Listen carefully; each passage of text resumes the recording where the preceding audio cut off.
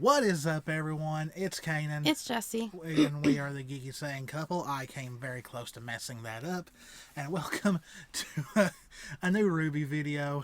Who knows how this is going to go? We've got a cat in the room, so who knows what will happen. He's right here in front of us, but he's a tired boy. This is Alfie. Full name is Alphino. Named him after Alphino from Final Fantasy 14. Yeah, he is. Now watch. Now he's going to destroy everything. So once again, things may look kind of weird. We're trying different lighting setups. I think Jess and a friend of ours, Brittany, have started making We've the camera look improved better. today. We've got some more improving to go, but it's a start. Yeah. So not. Yeah, see, this is going to be the whole video. I'm going to be getting distracted by the cat. Okay. So, if a lot of you remember, we did some character development videos for Team Ruby. But we did them all separately. We did Ruby, then Weiss, then Blake, then Yang. We have been planning to do a Team Juniper video for a while now, but I think those videos came out around the holidays. Something like that. I think so, and plus, if I'm not sick, she's sick, and so we've been battling sicknesses and all that, and so the video kind of took a back seat. Now, I want to clarify something. In the last video, I said I wouldn't be doing any Let's Plays until I got my new computer. I completely forgot that both of our computers seem to work okay with the SNES Classic and the PlayStation 3, so I may still be able to do at least some Let's Plays with that. We'll spend some off days testing that just to make sure that the mic doesn't do something funny again, because that was our main problem before. Yeah, like these old computers, they can't handle all the stuff plugged in at the same time. There's not enough processing power, which, I mean, I can fix that, but right now we're just trying to improve everything else and get the other computer back. Yeah, it takes much longer. I'm just going to buy another computer. I'm kind of tired of waiting. But, so we are less than 2 weeks away from Ruby Volume 9. And so it's going to be a lot of Ruby videos. I've got a few ideas for Ruby videos. We can always go back to Retro Ruby if we need to. But anyway, let's get to Team Juniper. Now, of course, Team Juniper is treated differently than most side characters in that where they may not be main protagonists, they're secondary main characters, is what a lot of people call them. They get maybe not as much airtime as Team Ruby, but they get the next amount. They definitely get a lot more screen time than, say,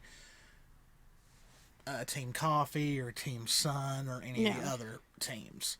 I think the only other team that we've seen get maybe around the same amount of screen time was the Aesops, but they were more of a operative team than a actual huntsman and huntress team.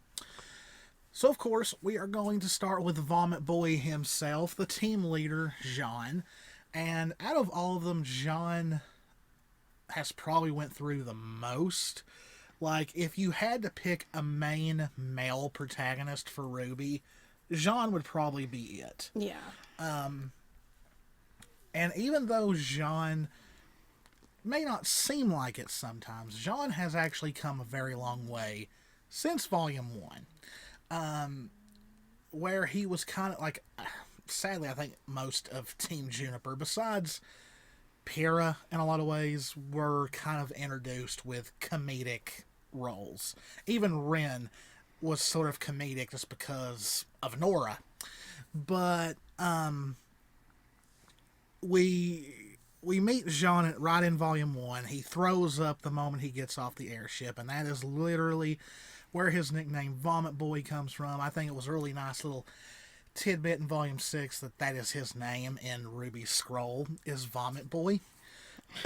And like, originally Jaune is kind of pitiful in some ways. Like, he thinks he's a ladies' man when he's anything but. I think a lot of people forget that he actually had a crush on Weiss for a while.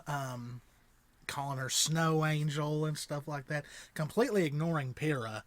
Like, they're cartoons, so it's really hard to say, but if they were real people, I've always wondered, wow, is Weiss that much prettier than Pyrrha, or was it just something else? I think it was just like the hyper focused crush, so like everything else kind of just blurs around you, whereas Pyrrha just was going out of her way to try and talk to Jaune. Like, he just disregarded. So yeah, so of course he's introduced as a wannabe ladies man, but he says that he comes from a very well-known family of, you know, I don't know if warriors was used, but his family apparently has some lineage where his sword is a hand-me-down, which Ruby calls a family heirloom.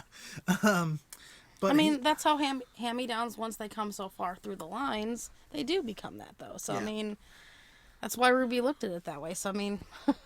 But for the longest time, he was, besides how his shield works, he's the only one, really, even to this day, who has a weapon that's not also a gun, you know, and stuff like that. He's the traditional sword wielder, sword and shield wielder. He's a tank, pretty much.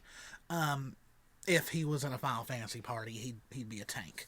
And, you know, Jaune had his own little arc, no pun intended, in Volume 1 with Cardin. And, see, I've seen a lot of people say they didn't like it. They didn't like that Jaune had so many episodes dedicated to him in Volume 1, because the show is called Ruby. Why are we focusing on Jaune? But it was more or less there to, of course, build on Arcos a little bit, because Pyrrha wasn't involved in those episodes. But it's also where we learned that Jaune lied in the paperwork to get into Beacon. Yeah, to get there.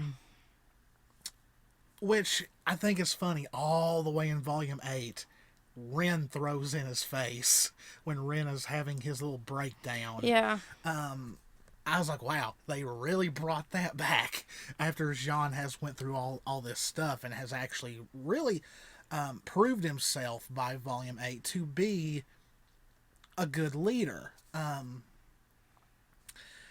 if I remember correctly, there wasn't a whole lot of Jaune in Volume 2 besides the very unneeded love triangle between him, Weiss, and Neptune that went nowhere. Then, of course, in Volume 3 is funny because it really seems like Volume 3 is when Jaune started finally realizing that he has feelings for Pyrrha. Too little, too late. Also there's that time when in Volume 1 where Jaune is going through the stuff with Cardin, and Ruby gives him that little pep talk out in the hallway, which is kind of funny because it's also a big moment for Ruby, because she went from not wanting to make actual real friends and questioning herself as a leader to really giving Jaune a leader pep talk in a way. So it's a pretty big moment for Ruby, but it's also another big moment for Jaune. Which, you know, Jaune does end up telling Cardin off big time and all that to stay away from his friends and all that. And really, after that, the whole thing with Cardin and all that is completely dropped. Like, Cardin is never a focused character ever again. But it fits because Jaune is based off Joan of Arc, and Cardin Winchester is based off the guy who burned Joan of Arc at the stake. So that's the reason why he was affiliated with Jaune. But yeah, in volume 3, we have Pyrrha going through all her stuff, and Jaune trying his best, you know, to help her with it. And of course, we get to see the little fights that Team Juniper have of Jaune being the leader, kind of taking the role as a strategist in a way, coming up with the different fighting strategies and all that. But yeah, like, this is when it seems like, yeah, he's realizing that either A, Pyrrha has feelings for him, because he's been very, very tone deaf to it all through 2 other volumes, or that he's realizing he has feelings for Pyrrha, or maybe a combination of both. But of course, it comes too little too late. He does get the kiss from Pyrrha, but she sends him off and she faces Cinder alone, which sadly ends up with Pyrrha's death. So moving on to Volume 4. Now, I can't remember. Did Volume 3 make you cry when you first watched it? I think it did. Well, if that didn't make you cry, I know Volume 4, for one particular scene, probably did, if I remember correctly. And that is, at the beginning of Volume 4, we see Ruby, Jaune, Nora, and Rem being, Team Ranger, or anything like that. Just being their little makeshift team. Jaune gets an upgrade on his armor and weapons, and it is shown that he used pieces of Pyrrha's armor for it, which that's one thing I love. Ever since Volume 3, Ruby has found a way to keep Arcos going, even with Pyrrha being gone. So that was the first heart-wrenching thing, and then we have, the training. Yeah, I think that got me, too, yeah, really bad. Ruby wakes up hearing Pyrrha's voice, because Ruby is also dealing with Pyrrha's death and finds Jaune is training along with a training video that Pyrrha recorded for him, which was very heartbreaking. And then, and from there, like, Volume 4, for the most part, focused a little bit more on Ren and Nora, because that's where we got their backstory and all that. But throughout the whole entire volume, Pyrrha's death is so fresh in Jaune's mind that when they split up, he's like scared to death something's going to happen to Ren and Nora. When Ruby says, Jaune, they'll be okay, he says, you don't know that for sure. So, yeah, Volume 4 was really us getting to see Jaune dealing with Pyrrha's death, which we see it also in Volume 5. Now, to be fair, for most of Volume 5, I don't remember a whole lot of Jaune's stuff, because Volume 5 is Volume 5. It's more of a Yang volume, if you ask me. Of course, we get some funny stuff, like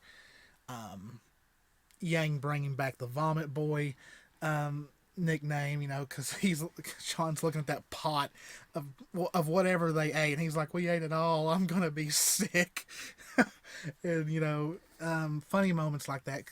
Even through his character development, Jaune has kind of constantly stayed as a comedy relief in a lot of ways. But the big moment in Volume 5 for Jaune is during the fight at Haven, where he finally confronts Cinder, saying how could she be dead inside, and wanting revenge on Cinder, and also saying he doesn't care what happens to him as long as Ren and Nora are safe. Kind of not 100%, but kind of self-sacrificing talk from Jaune.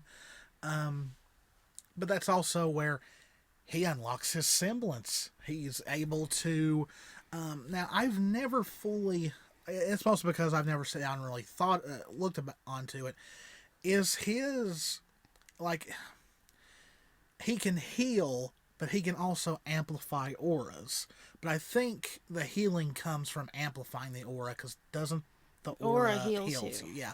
So that's how he was able to heal Weiss so quickly.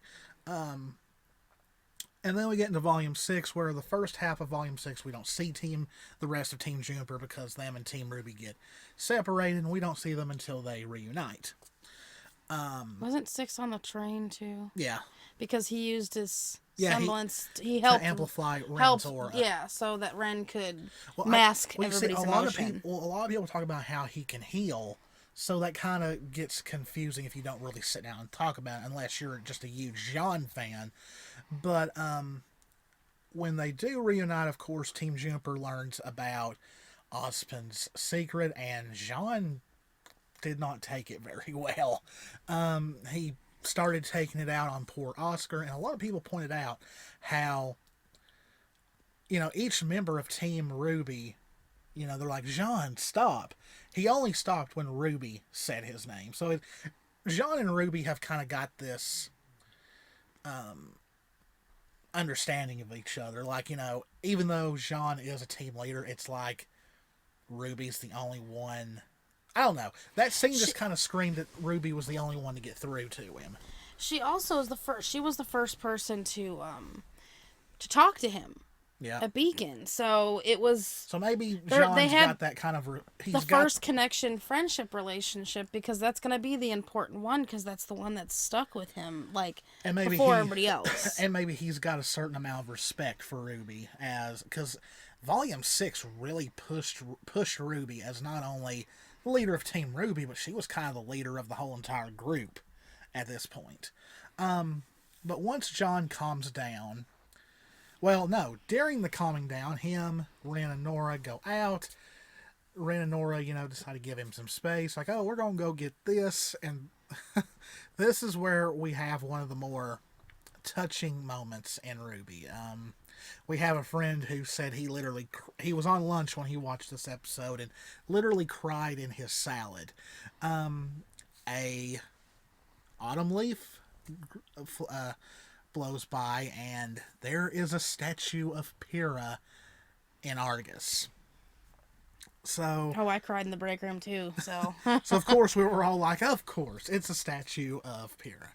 And then this is where the mysterious lady comes in. Now, there are many theories about this lady. Was it Pyrrha reincarnated? Was it a hallucination? Was it her mom? Was it her aunt? Was it just a relative? We don't know, because to this day, Ruby has not told us anything. In the credits of the episode, it just says mysterious lady, and she's voiced by Pyrrha's voice actress. I would love for it to be Pyrrha in some other form, but I tend to believe it was a hallucination, because he literally looks at the statue, then looks right back, and she is gone. There is no trace of her. Like, he doesn't look to see her walking away or anything. She is just gone. So I'm wanting to think maybe that was either Pyrrha's way of getting through to him. It was either an hallucination, or it really was like her mother. Well, she got out of there quick if she was actually physically there. You get what I mean, though. Like, it had to be one of those two options. The thing is I'm pretty sure it's obvious they left her as the mysterious lady and hasn't said anything since, because she probably it may come up later in the storyline. So that's probably what that's when they usually leave something like that, is because it obviously impacted, but we're not going to get a reveal of what that is. Yeah. Until it would make sense or something later. Yeah. So Jaune comes up with the. That's also where Ren and Nora are like, "Hey, we heard what you said at Haven. Please don't talk like that. We don't want to lose you either." And that's also where he comes up with the idea of stealing the Atlas airship. And then all that happens during the events of Volume 6. Volume 7. Jaune, in a lot of ways, took a back seat a little bit. I think besides Ren and Nora, of course. But this is where, he gets his new outfit, the new haircut, the thirsty moms. Oh, that was funny. It's just like, no, it's just... Poor Jaune. But yeah, not much really. If I'm remembering correctly, there's not much that happens with Jaune in Volume 7. I don't really remember nothing comes to mind. I mean, there's some funny stuff like with Marrow and all that too. Oh yeah, there's that. Then him almost throwing up on the airship again, bringing the Vomit Boy thing back. Yeah, if I remember correctly, there is not much with Jaune in Volume 7. And really there's not too much in Volume 8, besides him kind of trying to play peacekeeper when Ren and Yang get into it, which Ren snaps at and bring him up the thing about Jaune lying his way into Beacon and all that. There's also, the scene he has with Yang about, Ruby, once again, Jaune, read the room. You're so horrible at it. But he does read the room when it comes time for Ren and Nora to have. Yeah, it finally clicks. Oh, I need to go. But once again, The biggest surprise for the end of Volume 8 for me was that Jaune fell too. That was not what I expected. And people are worried about Jaune because he's the only character we've directly not seen in any trailer. We saw the armored knight looking guy that kind of looks like he's wearing Jaune's top. And then, of course, we didn't notice it in the trailer, but the person riding on the giant bunny, his boots look like Jaune's. So, who knows? Could be. Like, I don't know. It looks like it. How could I forget? Jaune's the one that killed Penny. How could I forget that? I've tried to erase that memory, I think. I have a feeling, though, also that's... Well, for one, having to do something like that will completely destroy you mentally. Which I think that's a direct connection to maybe one of the connections of why he fell. Yeah. Because there's obviously something he's going to need to go through in this dimension versus, like, because everything and then that. Yeah. So. Okay, so that's enough on Jaune, I think. Alright guys, so originally this was going to be on all of Team Jupiter, but the camera's battery is getting low. It's too late for us to try and wait for it to recharge and all that. So plus, as we talk about a character, we're realizing there's a lot more than just... Yeah. It would be a really long video, but breaking into pieces, it'll be a little easier. We wanted to combine it because we were worried about not having enough to talk about Pyrrha, because she was only in volumes 1 through 3, but... We can definitely pick that apart a little bit more, because there was a lot more there, even in the background, mixed with Jaune, that we can do for her, so... Yeah. So yeah, originally, like we said, this was going to be all of Team Juniper, but we decided... we'll just make this a Jaune episode. That way we have 3 other videos that we can do for you guys. So we want to end this video before the battery dies. Once again, be patient as we try and figure out all this new equipment, this new setup. And as always, guys, this is Kanan. This is Jessie. We love you all very, very much. Stay safe out there. Take care of yourselves. Remember to subscribe, hit that like button, leave a comment, share it around. And as always, we will see you in the next one. Bye. Bye.